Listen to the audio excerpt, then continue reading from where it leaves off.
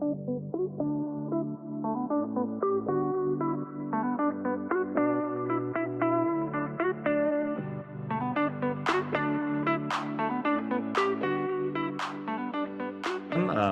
to today's webinar. We're going to focus on how to serve our aging parents as they need senior care at various levels. And I know as an advisor at Sound Stewardship, we are talking, if not daily, at least weekly with clients that either need senior care themselves or their parents or grandparents need some sort of senior care assistance. So this is a hot topic right now, and definitely worth talking over with Steve Kuker, one of our experts from Senior Care Consulting. He's been in the business for over 30 years, and his firm is set up very similar to Sound Stewardship, which is fee for service to help everybody navigate where they need to go next, making all the difficult decisions that need to be made, but let's remove all the conflicts of interest as much as possible so that the client, whether you work with Sound Stewardship or Senior Care Consulting, you're just paying a flat fee to get all the advice, wisdom, insight, guidance you need without being sold something you don't need. Okay, so that's why it's been great to work with Steve over the past couple of decades on helping our clients get into the right senior care situation, because I know he has their best interests at heart, just like we do at Sound Stewardship for our clients. So it's been a great partnership to work on with clients together without any conflicts of interest. So we are recording today's session so that after you enjoy the webinar, feel free to review it again, share it with others so that they can watch it later on our YouTube channel. We will be sending out a follow-up email with links and resources that will help you know what to do next in this area, along with contact information, things like that. So if you missed something, don't worry. We'll send it out via the email.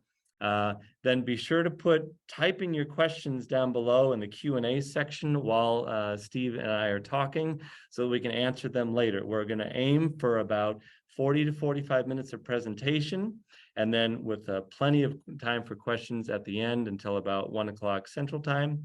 And then we're going to try to answer as many questions as we can.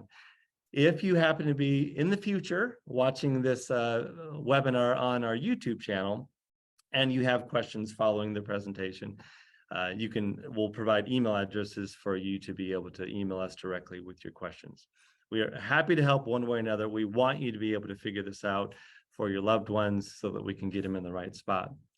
So without further ado, I want to introduce Steve Kuker as our nationally syndicated talk show host from Senior Care Consulting. He runs a show called Senior Care Live. Now, normally he's the one interviewing folks on the radio, but here at Sound Stewardship Studios, I'm going to be the one interviewing Steve today.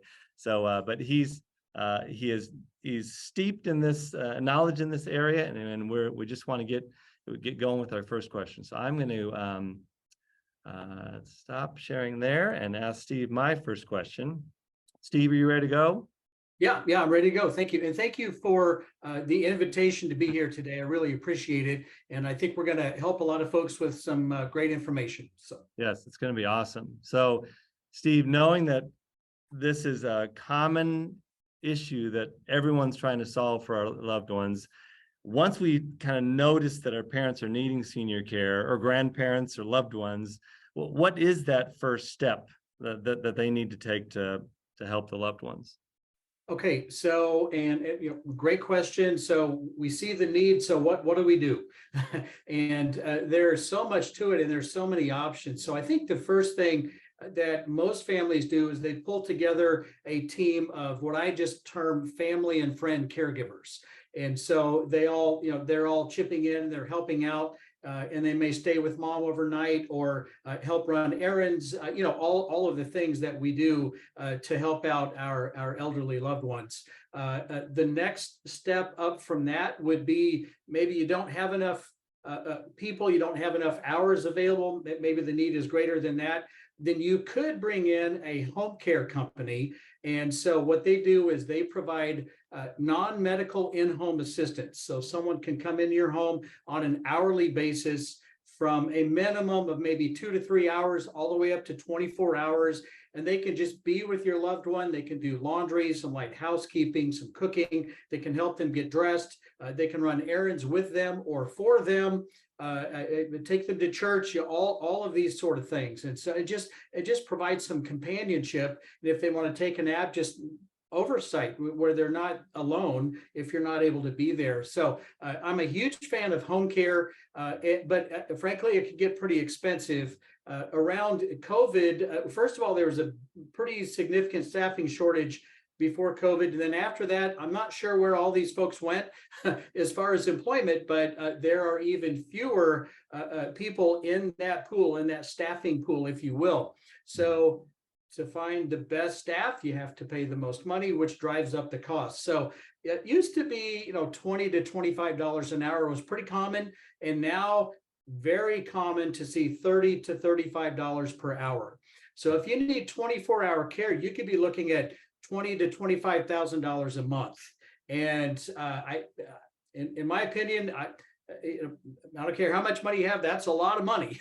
So if you can afford that, I mean, that's ideal. But there are also other more cost-effective ways to get 24-hour care.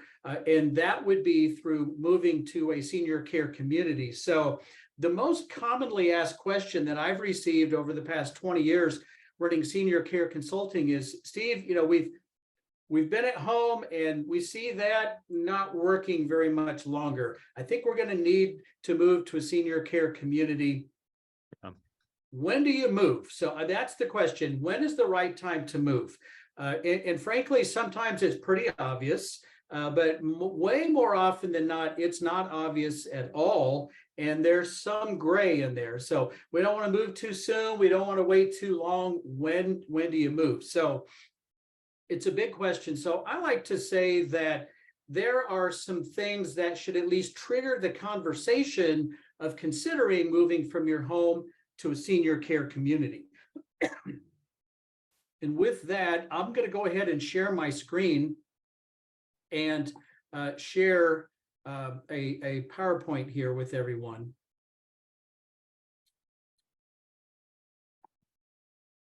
Okay, can everyone see that? Okay, can you see that, Matt? Mm-hmm. Okay, all right, excellent. So the number one reason that you should consider moving from your home to a senior care community is if we have a safety issue. And so I think that's number one.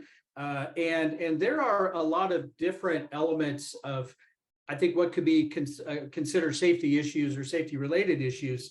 But one of them that's very, very common is leaving the stovetop burners on or leaving candles on. And now we have a fire concern there. And if you'll notice, a lot of these are related to someone with memory challenges. So maybe some memory loss, it could even be some earlier or mid levels of dementia or Alzheimer's. And at some point, it's not safe to live at home. So leaving the stovetop burners on, I have heard that maybe hundreds of times over all of these years. It's also very simple to fix. If it's electric, you can just flip the breaker. If it's gas, you can turn the gas off and just make that stove and oven inoperable. So that's an easy one, but you got to keep your eye on this because it's not a problem until it is a problem, and then it might be too late. You could have a disaster. So that's a big issue. Wandering away and not finding your way back home. My own grandpa did this. They lived in Topeka, and he took a drive. He ended up in Lawrence, and couldn't quite remember how to get back home. I'm at midnight driving around Lawrence trying to find my grandpa. I did find him, and so that had a happy ending. And many of these situations end fine, but sometimes they don't. So wandering away, either driving away or just walking out of the house to go for a walk. And then you're like, oh, wait a minute, I'm not sure which house is mine. And then you have someone walking around. It could be 10 degrees outside. It could be 100 degrees outside. And we have a major safety issue. So, and that's what triggers all of these silver alerts that we see. And they're becoming more and more common of everyone. If you see this person, call the authorities so that we can get them to safety. So this one flies under the radar a little bit, not taking your medications properly. You may not take them at all. You may take 2 doses at one time. You may skip a day. So, and the older we get, the more important it is for us to take our medications properly and on time. And then if you have a specific disease issue like Parkinson's, it is critical to have those many medications that you have and take them exactly on time. Obviously, injuries at home, frequent falls, frequent hospitalizations, this should get your attention and start that conversation. Elder financial abuse. This is way more common than people think. And it also makes me very angry when I hear about these situations taking advantage of an elderly person and their trust. But many times, this elder financial abuse comes from the inner circle. Yeah. So just be very, very aware there. So if there's a safety issue, that should trigger the conversation. Number 2, I would call this a very close number 2, or maybe a 1A. And this one's very, very serious. When the caregiver's health and well-being are in decline. Now we have a major issue, because now we have 2 people declining. This stress can be just crushing. And a lot of times we are too proud, or we're too stubborn, or the men, we are heroic caregivers. No, I got this, because we've always been able to handle everything. But sometimes we just can't do it. We need some help.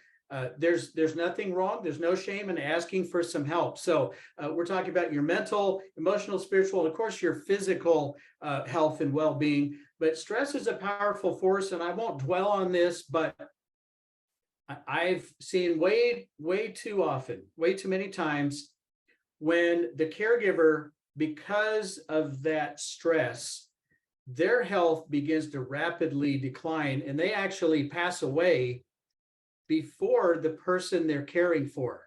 And now you've totally defeated the purpose. You can't be there to watch over and make sure that the person you love so much is being cared for. So you just can't let that go on very long. And that's, I'll just leave it at that. So that's most common with an elderly spouse caring for an elderly spouse. I'm working with a couple, like 2 different couples right now, where we have that exact situation. And actually the ladies, the wives of the couple, they're needing the care, and the husbands are just flat out, they're just pooping out. and they just can't do it anymore. So we're going to make a move and find them a community. Number 3, it could be a financially driven decision. So when the cost of in-home care becomes too much, and again, if the need, I think it's very affordable, very doable. At 4-8 hours a day, but once you start elevating to that 24 hours a day, it is super expensive, and you may just say, look, this is becoming unaffordable. We're paying for lawn mowing and upkeep of the house and all of that stuff. We need to look for a more cost-effective solution. So that could be it. And then it could be as simple as just when the care that you provide is not enough. I like to ask the question, why not consider changing your role from that loving, that hands-on caregiver, the actual care provider, to the care manager? Yeah. And the care advocate, meaning let's go out, let's find a great community that can provide that 24-hour care. And then you can start to transition back to your traditional role of the loving spouse, the loving son, in my case, the loving grandson. I cared for my grandparents, but you can go back to your role and then manage the care, make sure that your loved one is receiving everything that they need. And so that's, hopefully that helps everyone. And let me get out of this. There we go. So that's that first question. When do you consider moving from home to a senior care community if home care is not working anymore? No, that's great. That's great. I love that the concept of shifting from the faithful caregiver to the even more effective care manager. Yeah, because oftentimes we'll have the wife has been awesome at caregiving, but she weighs 120 pounds soaking wet, and her husband's 250 pounds, and there's no way she's going to pick him up off the floor when he falls due to Parkinson's, right? Yep. So we need to get her in that care manager position rather than feeling like she has to be the caregiver. So I appreciate you saying that. And that's Also, a really good point. I had a lady, she was about 5 foot, her husband's 6'4", he had MS. Her biggest challenge was in the bathroom, making sure that he could get a shower. So she had a roll-in zero entry shower put in her bathroom, and she just set him in one of these shower chairs and just rolled right on in there with him. Yeah. And she was able to solve that, and that kept him home for 3 full years. And then at that point, she just couldn't do it. So I worked with her, and we found a senior care community. But you're able to solve a lot of things just by thinking them through. But at some point, if you need a community, again, that's where we can help out. So yeah, sure. And one quick tip on the possible elder financial abuse. Most investment custodians allow you to put a trusted contact on the account. Certainly it sounds stewardship. We take a high view, or like a very important role of watching over the client's account. So if we see anything that looks fishy, we will help stop that. But adding a trusted contact to your financial services accounts can help reduce that elder abuse situation if something fishy is going on. Okay. So now, Steve, if we've decided, okay, we need mom and or dad to go to a senior care community, how do we pick that place? How could we possibly pick the right place in light of all the thousands that are out there? That is a really good question. The numbers are just overwhelming. So, and they're building more and more every day, and all of these places are full. So, I mean, the demand is high, and you're seeing that. But how do you find the right one? So, first of all, if it's a nursing home, and I wouldn't put all of my eggs in this one basket, but you could go to Medicare.gov and click on nursing home compare. And so the government, if it's a nursing home and it's a Medicare certified nursing home, they have a 1 to 5 star rating. There are a lot of factors that go into the calculation of the stars. So it doesn't mean that a 3-star is worse than a 4 or 5 star. They could actually be just as good, maybe even better. So, but it's something to look at, and is some information. But when you get into assisted living and Home Plus and residential care communities, you're just guessing. Yeah. Right? So, but I would say, let me get back to my my screen here.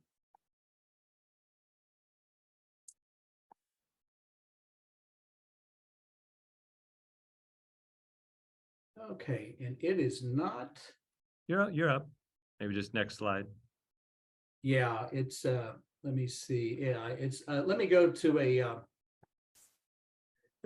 a different screen here and see if it will cooperate a little bit better. Yeah, no problem.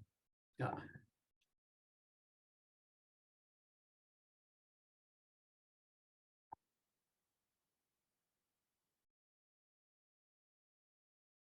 Okay. There we go. It was not cooperating. I love technology. So there we go. So I think I would caution everyone, don't do the old shotgun approach. And people are doing the best that they know how to do, but too many times families will get together and they'll say, okay, well, there's this place I saw. Well, they built a new place over by my office, and well, I heard about this one place. So the family kind of does a divide and conquer, and then kind of comes back to compare notes. Yeah. You are seriously wasting your time if you do that.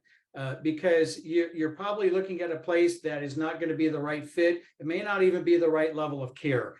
So what I always coach, and this is what I do in my business. So we need to know some things. We need to develop a detailed description of what we're looking for, so we have more of a targeted approach rather than just kind of a blind shotgun approach. Yeah. And this will save you a ton of time. People are spending 50 to 100 hours in the average search if they're trying to do their homework and they're checking places out, and you could cut your time by about maybe 75% just with this one thing. So determine what level of care that you need. So you have long-term care, which is also still referred to some people as a nursing home. That's the highest level of care where they could provide pretty much anything that you're going to need.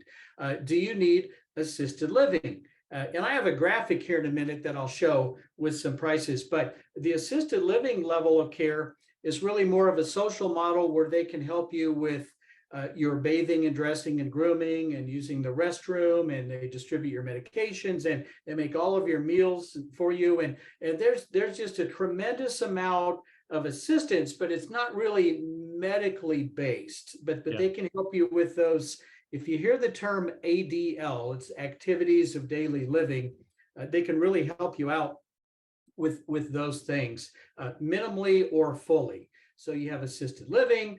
Do you need the residential care level of care? So that's basically assisted living, kind of on the lighter side of that, where there's not quite as much support, there's less staffing, it's a little less expensive, and it's a good fit for a lot of folks. But do you need that? Or maybe you need a home plus level of care. And so a home plus level of care, I would equate that as assisted living, but on the heavier side of assisted living, but it's provided in a house, in a ranch style house, where they could accommodate and care for up to 12 residents in a ranch style house. So you've got that home environment down. If they're baking cookies in the kitchen, the whole place smells like cookies, just like at home. It's very comforting. It's a really, really nice environment and very few residents. The staffing ratio is great. Most of the Home Plus options in our area are focused on providing memory care for those residents, but some are now providing just general care. You don't have to have a memory care diagnosis. So that's a real nice level of care. So when I say level of care, I equate this to the licensure. So I probably get a little bit technical here. A lot of people say, oh, we have the memory care level of care. Well, I'll cover that in a minute. That's not a level of care. That's a type of care. So the licensure defines what this senior care community, what they can offer you and what they must offer you. Okay. And so the licensure for long-term care is there's a lot more to it.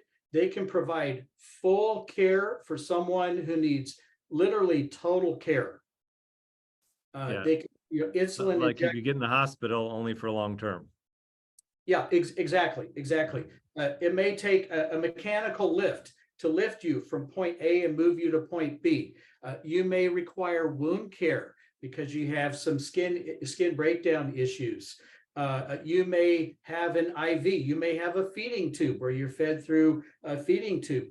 So they can do all of those sort of things. So that licensure is much different, and the care is much different than at the assisted living level. They don't do all of that stuff in assisted living, but long-term care does all of that plus everything assisted living does. So you have to know the level of care, and that's first and foremost, and that's where I start with my clients. I conduct a proprietary, it's a geriatric care assessment, and that helps me determine all of these things. But you can do it on your own, but that's the first and foremost. So we need to know what level of care we need, and then we need to ask the question, what type of care do we need? And so these types of care are available within the levels of care. So this is where it starts to get a little more confusing and a lot more complex. So do you need just everyday general care?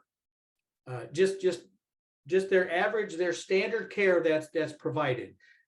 Do you need memory care? Memory care is a special type of care for a resident with cognitive impairment, with cognitive issues. They can be pleasantly confused to really advanced Alzheimer's and dementia, where they're not even sure where they are. They don't recognize their family anymore, and they're now requiring just a lot more care. And they have some of the behaviors that go along sometimes with the cognitive impairment. They're wandering, they're a flight risk or an elopement risk. Sometimes they get overstimulated and they can become agitated or belligerent. And you want to keep everyone calm and cool and busy doing things. And so there's a lot to memory care. But again, that's a special type of care for someone with cognitive issues or cognitive impairment. Do we need skilled nursing and rehab? That's where you would go to that nursing home level after a hospital stay and receive up to a maximum of 100 days of skilled nursing and rehab therapy, and that's covered by Medicare. Days 21 through 100, there's a copay, but if you have a supplemental insurance like a Plan F, Plan G, Plan N, that would pick that up. So, and do you need hospice care? Do you need respite care? It's just a short-term break. Do you need mental health care? So we're starting to unpack this. So we need to know the level of care that we're going to require. We need to know the type of care that we require. And when I look at this, I also try to project into the future. I'm a meticulous planner. I'm always looking ahead, and I try to anticipate, well, we have mild early stage dementia right now. So general care would be just fine. But we can predict this decline. And so we know in the future, there's a very good chance we may need memory care. So we're not going to go to a place that doesn't offer memory care, because if you're there and a year later, if they don't offer memory care, you're moving again. And we want to avoid that. We want to try to age in place if we can. So with my clients, I would choose a place that has memory care unit within the building that we could just easily transition to and not have to move. So that aging in place concept is important, where you have to take them where they are, take them as they are now, but you're predicting where they might be 3, 5, 10 years from now, and how can we let them age in place and let them work through their different issues over time. Without having to move. Absolutely. It's so important. The third one is that, how do they say it, the 800-pound elephant in the room? The payment method. How are we going to pay for this? I'm going to go over some of the cost here in a little bit, but it's all pretty expensive. So, how are we going to pay for it? And again, when I'm projecting down the road, one of my questions is there a possibility that you or your loved one may outlive their assets? Okay. And if that is a possibility, then we need to talk about Medicaid, what it is, how you qualify for that, and what it'll pay for. And then we need to also make sure that the place we choose can bill Medicaid down the road if we should outlive our assets. So the payment part this is a big deal here. So if you we love getting into this part and predicting what they have available for themselves and when they might need Medicaid. Might they need Medicaid, and if so, you got to make sure you're finding a place that can do that. Yeah, because a lot of places don't work with Medicaid. Yeah. Everyone thinks, oh, well, they could just build that Medicaid thing. Well, I've received lots of calls from people who thought that, who are getting a discharge letter. Your mother is just about out of money and we don't take Medicaid, so you're going to have to move her. Right. I'm working with the lady right now. Her aunt and uncle, they found that out the hard way. And so we have to the end of August to find them a Medicaid certified long-term care community. And so we're going to be working on that and touring, later on next week. So that's a big one. Will we need Medicaid? What about Medicare? What does it pay for? Unfortunately, a lot of people will say, Steve, I've got the best Medicare policy that money can buy, so I'm good, right? And I'm like, no, not really. Medicare is not going to pay for your stay in assisted living. Medicare is not going to pay for your stay in a long-term care community. It's a health insurance policy, and it's not going to pay for that. Do you have long-term care insurance? I'm constantly breaking down the inner workings of long-term care insurance policies to see what they pay and to make sure that we're going to trigger that properly. If you're a veteran, if you served during a wartime, a period of war, if you're a surviving spouse of a deceased veteran, that served during a period of war, you may qualify for what's called the VA Aid and Attendance Program. I'm always talking about that with my clients. A lot of people qualify for it and they don't even know they I don't qualify know. for it. Right. And so we help them get associated with that. Location parameters. How far are we willing to drive to get the best care?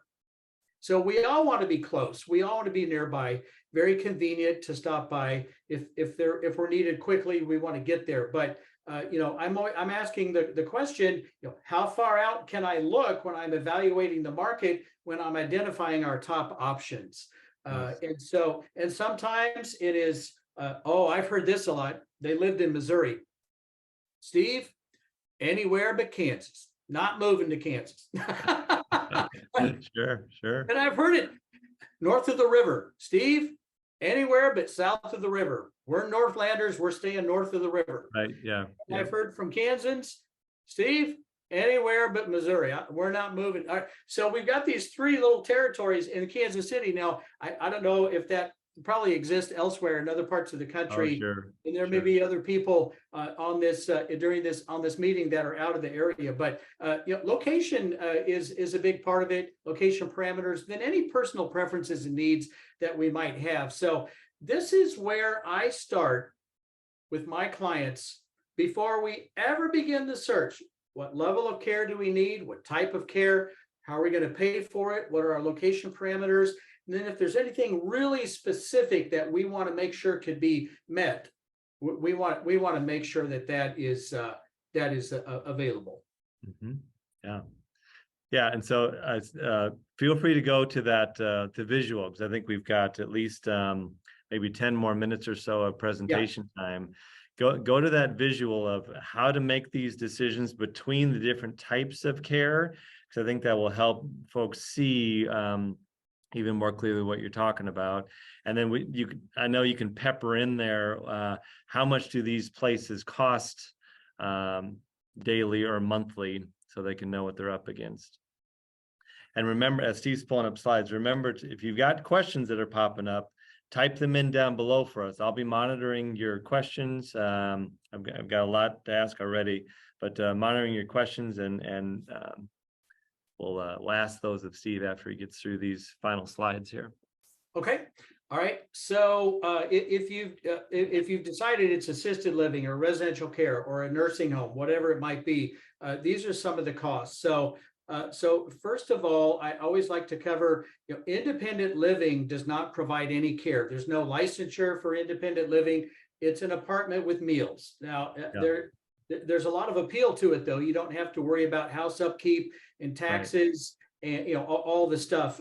There's a lot of social opportunities of transportation to take you to places. But if you move into an independent living apartment, it's going to be usually $3,500 to $5,500. They'll provide a meal or maybe a couple of meals a day. And it's really more of a lifestyle type of a decision to downsize and just get out from underneath those home ownership responsibilities.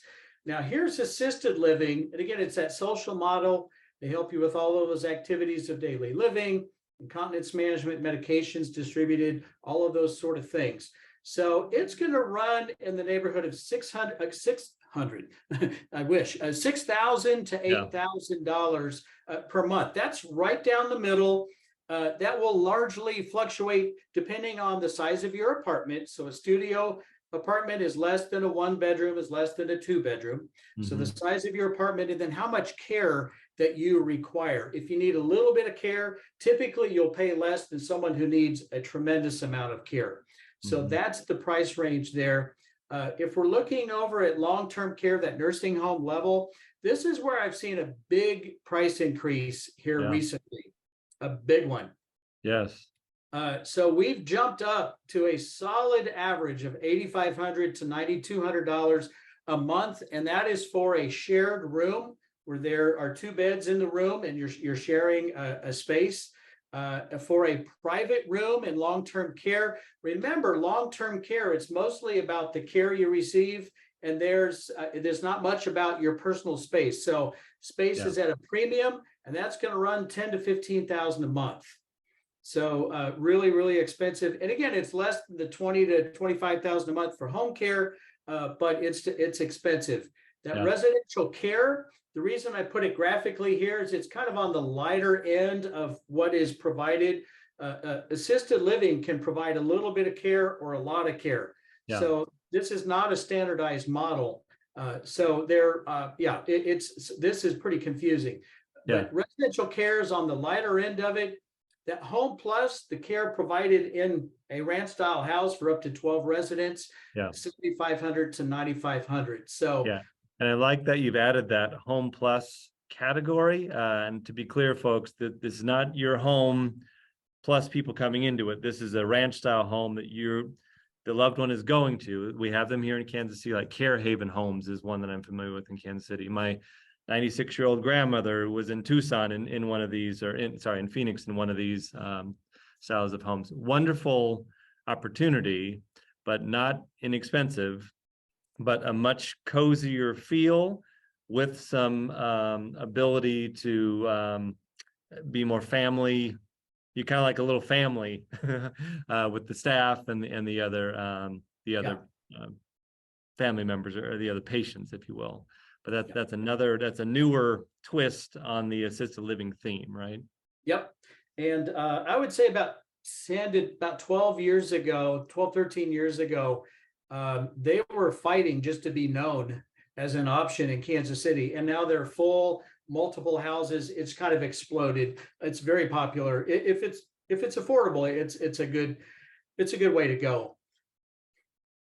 Again, memory care is often misused out in the marketplace, quite frankly.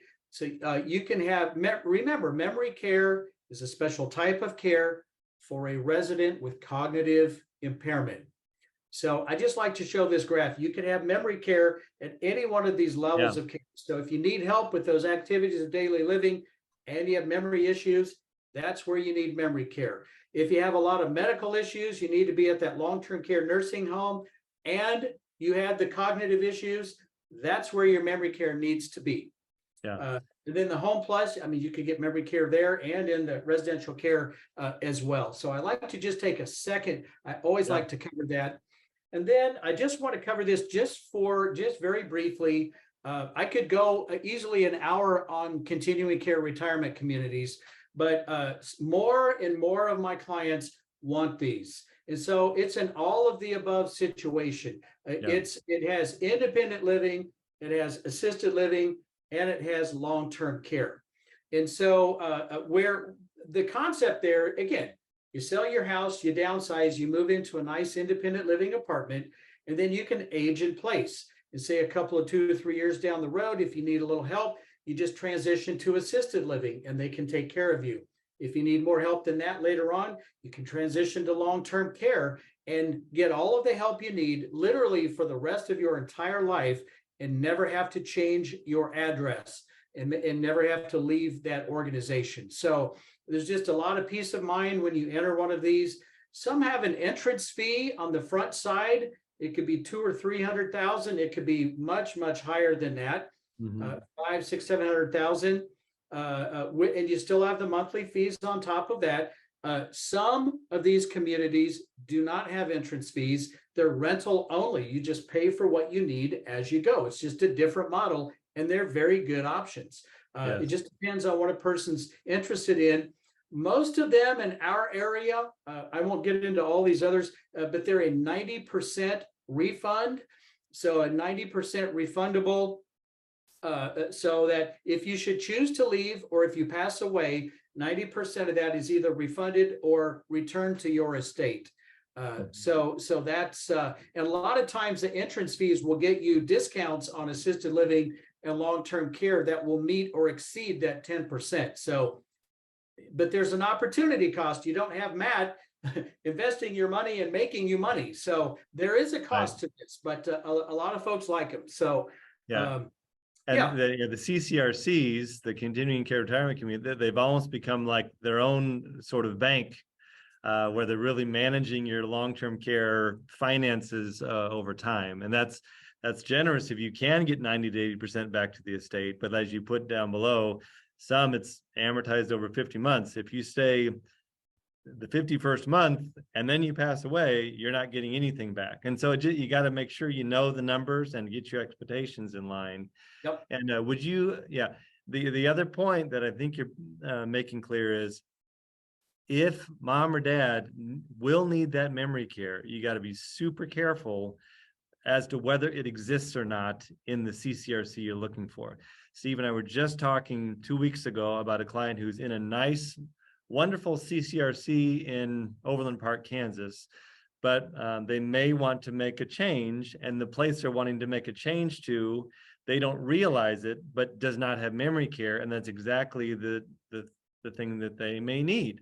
Okay, Yeah. so it's important that you really zero in on that projection of where their health care is going to go, and if memory care is a thing, you got to be really careful with that.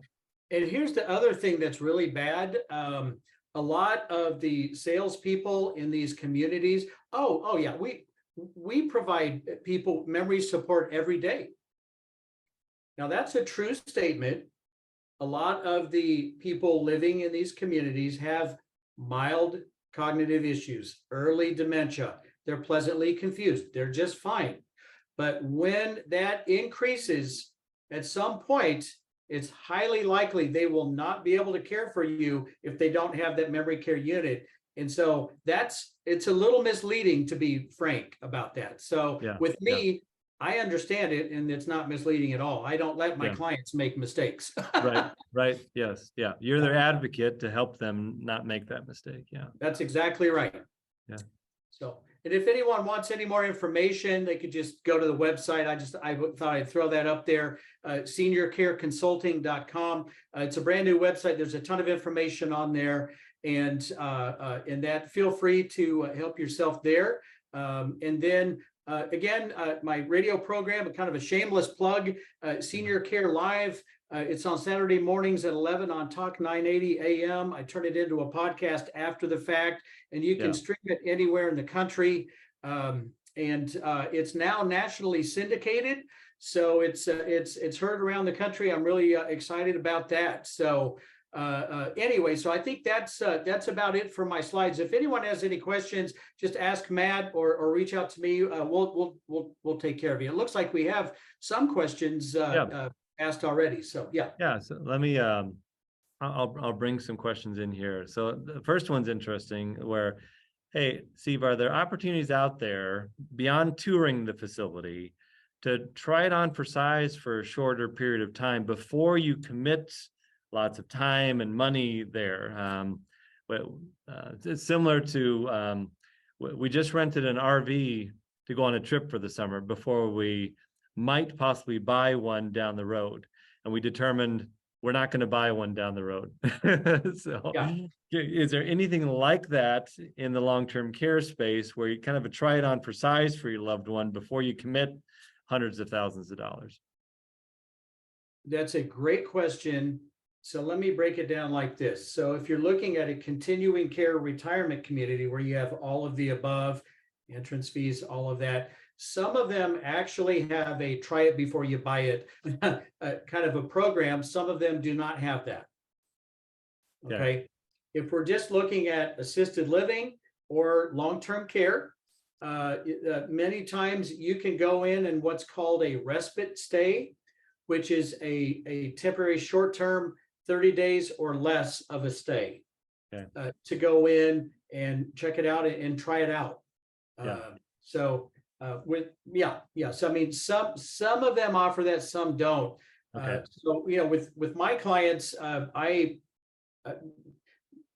conduct the assessment, I research the market, identify our top 3. We go out and take a tour of all 3 of those places. I conduct a 97-point inspection and performance audit. So I've been an administrator and executive director of a lot of these places. So I have my administrator glasses on. I'm asking them questions that most people would never know to ask. And so gathering super important information, I'm calculating their exact staffing ratios. I report to my clients what the state found in its most recent surprise health inspections. And so I get the best possible picture without having to move into 5 or 6 places to figure out which one you want. I think short of that, my process is I think it's the best that we can do, and make a decision with confidence. Yeah. And Short is of there, trying places out. yeah, and maybe as part of that process, do they ever let you talk to real families that have been there for a time that are willing to provide a testimonial? Is that ever a thing for Yeah. CCRCs? Yeah, you can do that. A lot of times they would love for you to come in and have lunch with them at some point, maybe as a follow-up, to kind of get a second look. At that point, they'll introduce you to some of the residents there. A lot of residents will just come up. Are you thinking about moving here? Oh, it's a really good place. The food's great. I mean, so there are opportunities for that. I would caution a major caution of going out and looking at like Yelp reviews or even Google reviews, because frankly, they can be manipulated. Okay. All of your staff and all of the owners, parents, and everybody can go in, and this is a great place. It could really be kind of propped up. I would look at that and consider that, but I would definitely not let that be the driver of a decision. Yeah. Well, and along those lines, we haven't gotten to it yet, but I think one important distinction between your advocacy service and helping them find the right place the first time, and I probably shouldn't say the name of the place online, but there's these other websites you can go to that will steer you toward a particular collection of nursing homes or continuing care retirement communities. Can you speak to that issue of where's the conflict of interest when you use a referral service versus someone like Steve Kuker? Yeah, very good question. I always appreciate that question. So there are some very large companies out there, and they are free. We will help you, and we are free. Now, free is a very powerful word, but other than one thing that is free, I don't know of anything else that's actually free. So, and if the service is free to you, that means they don't work for you. Yes, right. And so you have a lot of free referral services, and they really count on that term free to get you in the door. Then what they do, and there are several, there's a big one out there on the block, and then there are about a half a dozen or so other ones trying to be them. And they're all free. You just look for one word. If you see free, this is exactly how it works. They will go out to literally any senior care provider in the market, any and all of them. And they say, we're really good at marketing, and we're going to develop a lot of leads, and we're going to send them your way. And then if they move into your place, then you will pay us a commission of up to the first month's cost. Well, you just saw the cost of assisted living, $6,000 to $8,000. Yes. If you're paid by the place you recommend, in my book, that's a terrible conflict of interest. I won't have anything to do with it. And in my model, I've never received one penny from any provider in over 20 years. So I just won't have anything to do with it. I had a client tell me about a month ago, he said, Steve, the way I look at it, if it's free to you, you become the product. And I'm like, I hadn't really thought of it that way. But so what they do is anybody that agrees to sign up for their sales efforts, they're an extension of the sales effort of the facilities, they're on their list. Well, guess what? There are a lot of very, very good providers in the market, and they refuse to do that. They don't want any part of it. They're not going to pay them $6,000 to $8,000 for a referral. They will not pay to play. And so the only senior care communities that you will hear about is a short, incomplete list of places willing to pay them a huge kickback. That's pretty blunt, but that's exactly what it is. It's the dirty little secret in this space, right? Yeah, it is. And when I work for my clients, when I research the market, I research every single one of our options. I'm not beholden to any particular place. So that, and I'm not influenced by money. I look at them very objectively, like I'm a part of your family. And that's just how I think this should go. And that's how I've worked it. That's how I've operated the business since day one. Yeah. And at Sound Stewardship, we're part of an association called Fee Only Financial Planners, which is the same situation where it's a flat fee. We take absolutely no referral fees. We're not beholden to anyone. Does the senior care consulting space have an association like that in case someone from Maine is listening today or someone from Montana is listening and they need something in Bozeman, and you may not be able to, you won't know that community. Is there an association of fee-only senior care consultants that you can point them to, or are you the hub of that information? I'm it. There is not an association. Believe it or not, I'm considering starting one. Yeah, okay. Okay. I really am. I really am. So Yeah. The other thing that's on your radar screen is the franchising senior care consulting. So if anyone on the call is like, hey, I want to do what Steve's doing in my community, whether it be Phoenix or New York or wherever, talk to Steve later on about that opportunity, especially if you have someone in your community that would be perfect for this. That might be a thing. But that's a brand new effort that we're now expanding nationally. I've been wanting to do this for a long time, and now we're ready to go. Yeah. And so we are expanding throughout, I think 35, 36 different states. Yeah. We're not in all of them yet. Some of them are a lot more difficult to kind of get in and get started and operate in. So we're going to start elsewhere first. We'll get there. Yeah, if you're interested in discussing that, or you know someone who may be interested in this type of a business, all of the territories are wide open. We just now started offering that. Yeah, it's so desperately needed. So we're lucky to have you here in the Kansas City area, but we need to expand our reach. Okay, so then a couple other questions. We are commonly coordinating with the estate planning attorney for the loved one to make sure all their estate affairs are in order if something happens to them either during life or upon death. Do you ever have the suggest that the long-term care contracts are reviewed by the attorney, or if they do you have the attorney talk to them about Medicaid planning?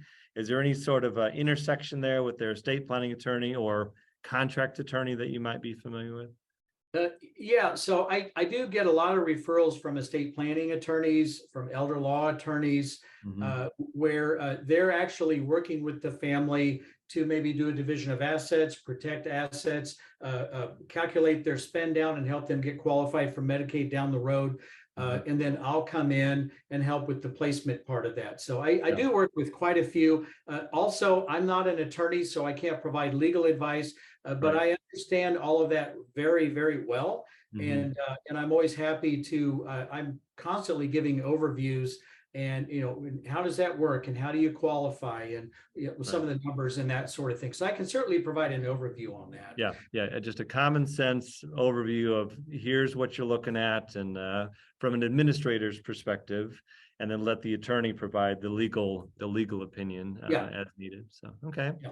And then to add to your question earlier, I am quite frequently contacted from people in other states. I've actually done like the homework part of this. So I'll conduct the geriatric care assessment over a Zoom virtual meeting, ask all the questions, gather the information, then I'll do the homework, and then I'll send them the list of their top 3: pricing, contact people, all contact person, all of that information, so that they can then take it from there. So I can do that, and I can offer that from Kansas City and be of some help. So yeah, there you go. Okay. So another question that's come up that I know we've touched on before is what about moving my aging parent or parents into my house, and I'll just modify my house so I can be the 40 to 60 something caregiver. Well, what do you say to someone who's wanting to bring mom and dad into the residence of the next generation? Yeah, so you can definitely do that. A lot of people are doing that, making some modifications to the home. Again, maybe tearing out the bathroom, putting in the roll-in shower, widening doors, putting in ramps. There are a lot of things you can do in a house to make it a lot more accessible and usable. So a lot of folks do that. I would be real careful about using mom and dad's money to modify your house. Hmm. And I've just seen this backfire on some folks with the Okay, keep best of going. intention. Yep, Best of keep going. intention. They took $100,000 and they did all this stuff, and it worked out for a couple of years. And then it didn't work out, and they needed to move to a nursing home. They were just about out of money. Well, Medicaid has a 5-year look back. Okay. Yep. And so they say, well, where did this $100,000 go? Well, we gave it to my son to remodel his house. Well, now we have a $100,000 Medicaid penalty Mhm. that we cannot get around. All of the money has already been spent on the remodel, and Yeah. they're out of money to pay for the care. And now we have a major problem. So I would just caution I would just be very cautious about that. Yeah, yeah. The other thing I know you've brought up before is, are you sure that you want to be there, be responsible 24/7 for this loved one? And some will say, absolutely, yes, Steve and Matt, yep, that's what I want to do. And others don't realize what they're about to do. If you haven't been a caregiver, and then you have dynamics that go all the way back to when you were born. Yeah. Some of this baggage comes out. You may Yeah. be bickering with mom or dad, and all of a sudden you're like, wow, this is just wearing me out. I don't know if I can do this. Well, Yeah. you've made all those plans and with the best of intentions, and then now it's Right. not working out. Right. It's a far bigger task than I think most people would realize. Yeah, yeah. So we just want to go into it eyes wide open, lots of good discussions with Steve, with Sound Stewardship, with the estate planning attorney, with the family members. I mean, Steve and I are professionals that can help have those family meetings, have those discussions before any sort of remodeling bids get put together and any sort of care plans get put together, so that everyone's going into that eyes wide open, and we know what we're going into. Okay. So I just put up the slide for how you can reach us later, especially for those of you who watch this webinar at a future date. So feel free to reach out to us later with additional questions. But Steve, is there anything else you're hoping to address today before we wrap things up? Yes. A while back when we talked, you asked a really good question. Are there any like really big glaring mistakes that people are making? Okay, yeah. I would say a really huge one, and I just see it over and over and over again, is people are waiting too long Okay. to move to a senior care community. If you can, and sometimes something will happen that was unpredictable, and we have to just react, and that's okay. But if you can see this coming, if it's sometime in the next 6 to 12 months in your estimate, if you think you're going to be needing to move, we need to get on this right now. Yeah. Because we want to consider the best place for you or your loved one. And guess what? The best places are full and they have a waiting list. So while we have the luxury of not being in a crisis, and I'm doing this with more and more people, we're going through this whole vetting process. My clients are choosing a place or two. Maybe we'll put our name on the wait list of 1 or 2 places, and then we're going to manage that wait list and then move when we want to move. Mm-hmm. I would say get out ahead of it. Even if you move a little sooner than you think you may need to, you will just never regret that. I can promise you that. So avoid that mistake. Be proactive if at all possible. Yeah. Yeah. Do the planning while everyone's alive and well. And we know there's an issue coming, but let's take care of things now while people can do something about it, and we can get everything teed up properly. One last little question snuck in with the reverse of what we were talking about, which was, hey, what if the second generation caregiver wants to move into mom and dad's house? Is that okay to do? So mom and dad are staying at home now. The son or daughter is moving into mom and dad's house versus we did it the other way around before. To take care of them. To take care of them, yes. Yeah, so you can do that, and that's very interesting. More and more people are doing this. So if you move into mom and dad's house and you care for them for at least 2 years, you provide their care at least 2 years, Mhm. Then when mom and dad down the road need to go to the nursing home, they qualify for Medicaid. There's something called a caretaker child exemption. Okay. And what that means is, as a thank you for providing care at home and keeping mom and dad out of a nursing home, you are able to have that house gifted to the adult child or children living there. Okay. And you wouldn't have to liquidate that. It's already an exempt asset, but at some point you would probably have to liquidate that. You wouldn't have to liquidate that at all. It could literally be gifted as a thank you and a payback. Yeah. You'd have to work with an elder law attorney to Yes. take that properly. Sure. But that is a really good idea. I'm talking to a guy right now. We're gonna work together next week, and he moved into his parents' house in Eudora. It's a $400,000 house. They're co-owners. He's lived there. He's provided care for longer than 2 years. He's going to be able to have mom gift the other part of that house to him through the help of an elder law firm to do it properly. Yeah. And he's pretty happy about that. So Yeah, great. So get with trusted professionals that know what they're doing. Let's get creative. Let's help mom and dad in the best way possible.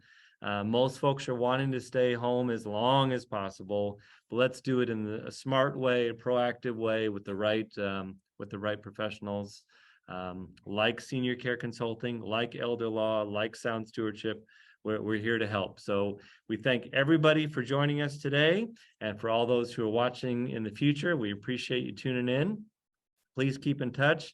Keep taking good care of mom and dad, and Steve and I will be here to help you along the way. Thanks for everything, everybody. okay, Talk to you thank then. you. Yep. Bye-bye.